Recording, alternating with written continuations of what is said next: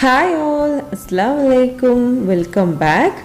ഇന്ന് നമ്മളൊരു ചോക്ലേറ്റ് കേക്കിൻ്റെ റെസിപ്പിയാണ് കേട്ടോ ചെയ്യുന്നത്. വീട്ടിൽ സാധാരണയായി ഉണ്ടാവുന്ന സാധനങ്ങൾ മാത്രം വെച്ചിട്ട് ചെയ്തെടുക്കാൻ പറ്റുന്ന നല്ലൊരു കേക്കാണ്. അപ്പോൾ ഇതെങ്ങനെയാണ് റെഡിയാക്കുന്നതെന്ന് നോക്കാം. അപ്പോൾ നമുക്ക് ഈ ഒരു കേക്ക് ഉണ്ടാക്കാൻ വേണ്ടിയിട്ട് ആദ്യം കുറച്ച് ബട്ടർ മിൽക്ക് റെഡിയാക്കണം. അപ്പോൾ അതിന് വേണ്ടിയിട്ട് ഞാനിവിടെ ഒരു അര ഗ്ലാസ് പാലെടുത്തിട്ടുണ്ട്.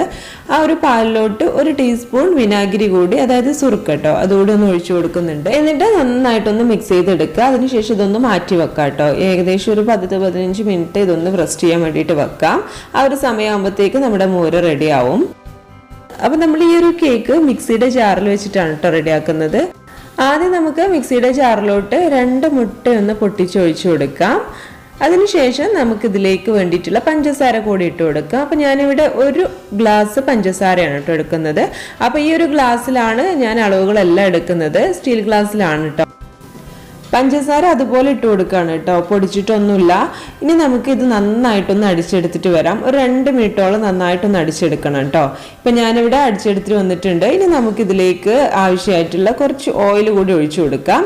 അപ്പോൾ ഞാനിവിടെ ഒരു 1/4 ഗ്ലാസ് ഓയിലാണ് എടുത്തിട്ടുള്ളത്. അതുകൂടി ഒന്ന് ഒഴിച്ചു കൊടുക്കുന്നുണ്ട്. ഈ ഒരു സമയത്ത് തന്നെ വാനില എസൻസ് കൂടി ആഡ് ചെയ്ത് കൊടുക്കുന്നുണ്ട്. അപ്പോൾ 1 ടീസ്പൂൺ വാനില എസൻസ് ആണ് എടുത്തിട്ടുള്ളത്. അതുകൂടി ഒന്ന് ആഡ് ചെയ്ത് കൊടുക്കാം. ഇത് ഒന്നുകൂടി ഒന്ന് അടിച്ചെടുക്കാം. ഒരു 30 സെക്കൻഡ് ഒന്ന് അടിച്ചെടുത്താൽ മതി കേട്ടോ. അതിനുശേഷം നമുക്കിതൊരു ബൗളിലോട്ട് മാറ്റാം.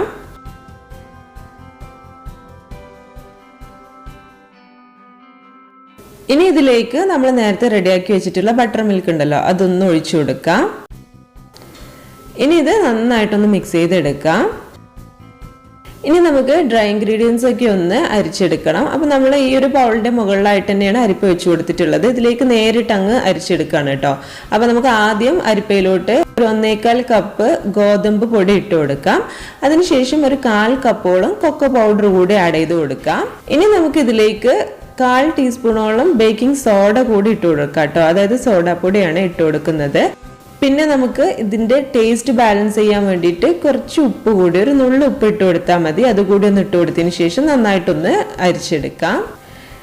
ഇപ്പം നമ്മൾ ഇത് മുഴുവനായിട്ടൊന്ന് അരിച്ചെടുത്തിട്ടുണ്ട്. ഇനി നമുക്ക് ഇതെല്ലാം കൂടി നന്നായിട്ടൊന്ന് മിക്സ് ചെയ്തെടുക്കണം. സാവധാനത്തിലൊന്ന് മിക്സ് ചെയ്തെടുത്താൽ മതി കേട്ടോ. പെട്ടെന്ന് ചെയ്ത് കഴിഞ്ഞാൽ കട്ട കൊത്തി പോവും. മെല്ലെ ഒന്ന് മിക്സ് ചെയ്ത് കൊടുത്തിട്ട് ബാറ്ററാക്കി എടുത്താൽ മതി. ഇപ്പം നമ്മുടെ പൊടികളൊക്കെ നന്നായിട്ടൊന്ന് മിക്സായി കിട്ടിയിട്ടുണ്ട് കേട്ടോ. ഇനി ഇതിലേക്ക് നമുക്ക് കുറച്ച് പാല് കൂടി ഒഴിച്ചു കൊടുക്കാം. കുറച്ചൊന്ന് ടൈറ്റാണ്, അതൊന്ന് ലൂസാവാൻ വേണ്ടിയിട്ടാണ്. അപ്പം ഞാനിവിടെ 1/2 കപ്പ് പാലാണ് എടുത്തിട്ടുള്ളത്. അത് കുറേശ്ശെയായിട്ട് ഒഴിച്ചു കൊടുത്തിട്ട് നന്നായിട്ടൊന്ന് മിക്സ് ചെയ്തെടുക്കാം.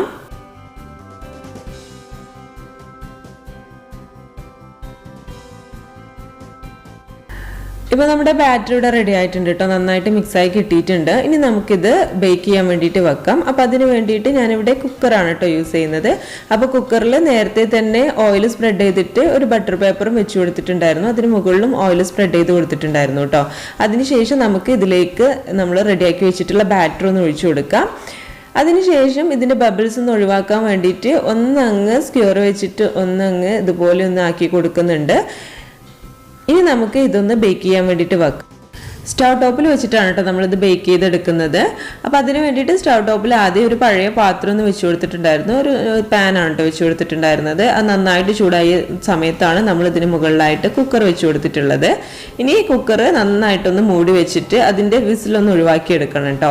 അതിനുശേഷം ഒരു 30-35 മിനിറ്റ് അത്രയും മതിയാവും ഇതൊന്ന് ബേക്ക് ചെയ്തെടുക്കാം. ഏകദേശം ഒരു 40 മിനിറ്റ് ആയപ്പോഴാണ് കേട്ടോ നമ്മുടെ കേക്ക് ബേക്കായി കിട്ടിയിട്ടുണ്ടായിരുന്നത്.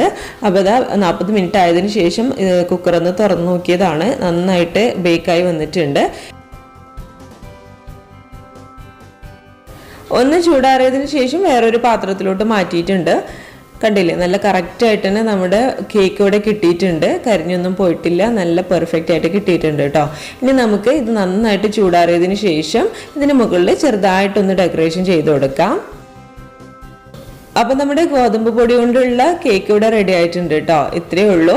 ഇനി ഞാൻ ഇതിൻ്റെ മുകളിലായിട്ട് ചെറിയൊരു ഡെക്കറേഷൻ കൂടി ചെയ്തെടുക്കുന്നുണ്ട്. അത് വേണമെന്നുണ്ടെങ്കിൽ മാത്രം ചെയ്തെടുത്താൽ മതി. അപ്പോൾ നമ്മൾ ഇതിന് മുകളിലായിട്ട് ഒരു ചോക്ലേറ്റ് ഡെക്കറേഷൻ ആട്ടോ ചെയ്തെടുക്കുന്നത്. ചോക്ലേറ്റ് ഗണാഷ് പോലെ ഒരു ചോക്ലേറ്റ് സിറപ്പാണ് റെഡിയാക്കിയിട്ടാണ് ഇതിന് മുകളിൽ ഡെക്കറേറ്റ് ചെയ്തെടുക്കുന്നത്. അപ്പോൾ അതിന് വേണ്ടിയിട്ട് സോസ് പാനിലോട്ട് ഒരു ഗ്ലാസ് പാൽ എടുത്തിട്ടുണ്ട്. റൂം ടെമ്പറേച്ചറിലുള്ള പാലാണ് കേട്ടോ. അതിലേക്ക് നമുക്ക് ഒരു 1/4 ഗ്ലാസ് കൊക്കോ പൗഡർ ആഡ് ചെയ്ത് കൊടുക്കാം. അതിനുശേഷം ഒരു ടേബിൾ സ്പൂൺ കോൺഫ്ലോർ കൂടി ആഡ് ചെയ്ത് കൊടുക്കാം. ഇനി നമുക്ക് ഇതിന് മധുരത്തിന് ആവശ്യമായിട്ടുള്ള പഞ്ചസാര കൂടി ആഡ് ചെയ്ത് കൊടുക്കണം. 1/4 ഗ്ലാസോളം പഞ്ചസാര കൂടി ഇതിലേക്ക് ആഡ് ചെയ്ത് കൊടുക്കുന്നുണ്ട്. ഇനി ഇതെല്ലാം കൂടി നന്നായിട്ടൊന്ന് കട്ട കെട്ടാതെ ഒന്ന് മിക്സ് ചെയ്തെടുക്കണം. അതിനുശേഷമാണ് കേട്ടോ നമ്മളിത് ഫ്ലെയിം ഓൺ ചെയ്തിട്ട് ചൂടാവാൻ വേണ്ടിയിട്ട് വെക്കുന്നത്. ഇപ്പോൾ എല്ലാം കൂടി നന്നായിട്ടൊന്ന് മിക്സായി കിട്ടിയിട്ടുണ്ട്. ഇനി ഇത് നമുക്ക് ഫ്ലെയിം ഓൺ ചെയ്തിട്ട് നന്നായിട്ടൊന്ന് തിളപ്പിച്ചെടുക്കാം. അപ്പോൾ അതിന് വേണ്ടിയിട്ട് സ്റ്റവിലോട്ട് മാറ്റിയിട്ടുണ്ട്. നന്നായിട്ടൊന്ന് ഇളക്കി കൊടുക്കണം കേട്ടോ, കാരണം പെട്ടെന്ന് തന്നെ ഇത് അടി പിടിക്കാനുള്ള ചാൻസ് ഉണ്ട്. അപ്പോൾ അതുകൊണ്ടാണ് നന്നായിട്ടൊന്ന് ഇളക്കി കൊടുത്തിട്ട് ഇതൊന്ന് കുറുക്കിയെടുക്കണം. ഇത് നന്നായിട്ട് ചൂടാവുന്ന സമയത്തിന് ഇതിൻ്റെ കളറൊക്കെ ഒന്ന് മാറി വരും കേട്ടോ. അതുപോലെ തന്നെ കുറച്ചൊന്ന് ടൈറ്റായിട്ട് വരാനും തുടങ്ങും. അപ്പോൾ ഒന്നങ്ങ് തിളച്ച് കിട്ടിയാൽ മതി. ആ ഒരു സമയത്തിന് നമുക്ക് പാകത്തിന് കിട്ടും കേട്ടോ. ഇപ്പോൾ കണ്ടില്ലേ, ഇതൊന്ന് ചൂടായി വന്നിട്ടുണ്ട്. കുറച്ചുകൂടി ഒന്ന് ടൈറ്റായി വരാൻ തുടങ്ങിയിട്ടുണ്ട്. ഇനി ഇത് നന്നായിട്ടൊന്ന് തിളക്കുന്ന സമയത്ത് നന്നായിട്ടൊന്ന് ഇളക്കി കൊടുത്തതിന് ശേഷം നമുക്ക് ഫ്ലെയിം ഓഫ് ചെയ്യാം. ഇപ്പോൾ ഇത് നന്നായിട്ടൊന്ന് തിക്കായി കിട്ടിയിട്ടുണ്ട് കേട്ടോ. ഈ ഒരു പരുവത്തിൽ മതി. ഈ ഫ്ലെയിം ഓഫ് ചെയ്യാം. അതിനുശേഷം നമുക്കിത് നന്നായിട്ടൊന്ന് തണുക്കാൻ വേണ്ടിയിട്ട് മാറ്റി വെക്കാം. ഇപ്പൊ നമ്മുടെ കേക്ക് ഇവിടെ നന്നായിട്ടൊന്ന് ചൂടാറി വന്നിട്ടുണ്ട് കേട്ടോ. ഇനി ഇതിന്റെ മുകൾ ഭാഗം, അതായത് പൊന്തി നിൽക്കുന്ന ഭാഗം ഉണ്ടല്ലോ, അതൊന്ന് നമുക്ക് കട്ട് ചെയ്തിട്ട് മാറ്റാം. അപ്പോൾ നമ്മൾ ഡെക്കറേറ്റ് ചെയ്തുകൊണ്ട് തന്നെ ഇത് മുകൾ ഭാഗം ഇങ്ങനെ പൊന്തി നിന്ന് കഴിഞ്ഞാൽ ഡെക്കറേറ്റ് ചെയ്യുന്ന സമയത്ത് ബോറായിരിക്കും. അപ്പോൾ ഇതിന്റെ മുകൾ ഭാഗം ഒന്നങ്ങ് ഇതുപോലെ ലെവൽ ചെയ്തെടുക്കാം. ഇനി നമുക്ക് നമ്മുടെ ചോക്ലേറ്റ് സോസ് തണുത്തതിന് ശേഷം അതൊന്ന് ഇതിന്റെ മുകളിലായിട്ടൊന്ന് ഒഴിച്ചു കൊടുക്കാം. അപ്പോൾ സോസ് നന്നായിട്ട് തണുക്കണം കേട്ടോ. അതിനുശേഷം മാത്രമേ നമ്മുടെ കേക്കിന് മുകളിലായിട്ട് ഒഴിച്ചു കൊടുക്കാൻ പാടുള്ളൂ. അങ്ങനെ ആകുമ്പോഴേ നമ്മുടെ കേക്കിൽ അത് നന്നായിട്ട് നിൽക്കുള്ളൂ കേട്ടോ. അതിന് വേണ്ടിയിട്ടാണ് ചോക്ലേറ്റ് സോസ് കേക്കിന് മുകളിലായിട്ടൊന്ന് ഒഴിച്ചു കൊടുത്തിട്ടുണ്ട്. ഇനി ഇതാ ഇതുപോലെ ഒന്ന് അങ്ങ് സ്പൂണ് വെച്ചിട്ട് നന്നായിട്ടൊന്ന് സ്പ്രെഡ് ചെയ്ത് കൊടുക്കുക എല്ലായിടത്തേക്കും സ്പ്രെഡ് ചെയ്ത് കൊടുത്തതിന് ശേഷം നമുക്കിതൊന്ന് ഫ്രിഡ്ജിൽ വെച്ചിട്ട് ഒരു മണിക്കൂറോളം ഒന്ന് തണുപ്പിച്ചെടുക്കാം കേട്ടോ. അപ്പോൾ എക്സസ് ആയിട്ട് വരുന്ന ഭാഗങ്ങൾ ഒന്ന് തുടച്ച് ഒഴിവാക്കണം. അപ്പോൾ നമ്മുടെ കേക്ക് ഇവിടെ റെഡി ആയിട്ടുണ്ട്. 1 മണിക്കൂറിന് ശേഷം ഞാനൊന്ന് ഫ്രിഡ്ജിൽ നിന്ന് എടുത്തിട്ടുണ്ട് കേട്ടോ. അപ്പോൾ ഇതിന് മുകളിലായിട്ട് ചെറിയ രീതിയിലൊരു കളർ വ്യത്യാസം വന്നിട്ടുണ്ട് കേട്ടോ. അത് ഞാൻ ഫ്രീസറിലാണ് വെച്ചിട്ടുണ്ടായിരുന്നത്. അപ്പോൾ ഫ്രീസറിലുള്ള വെള്ളം ഉറ്റിയിട്ട് വെള്ളം വീണ ഭാഗം അങ്ങനെ ഒരു കളർ മാറ്റം വന്നതാണ് കേട്ടോ. അപ്പോൾ ഇനി നമുക്ക് ഇതിൻ്റെ മുകളിലായിട്ട് ചെറിയൊരു ഡെക്കറേഷൻ കൂടി ചെയ്തെടുക്കാം.